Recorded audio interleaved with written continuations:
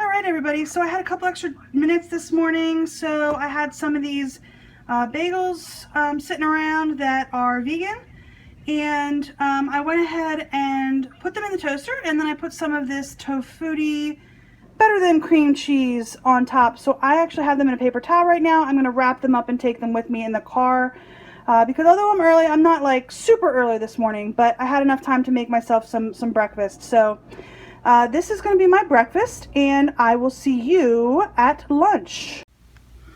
All right, so this is going to be my lunch today. I think this might be very similar to what I had on last week's What I Ate Today, but honestly, I eat something like this at least once a week.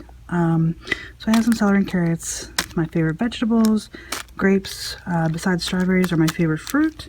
I do have some applesauce here. No sugar added applesauce, some tortilla chips, and this is just a sandwich. It's got some peanut butter, and it's still using that same strawberry preserves that I had in my last sandwich lunch. So sorry, it's the same thing I think from last week. I can't be 100% sure, but I do eat this pretty regularly. So I do like this lunch. It is very tasty, and I will see you at dinner.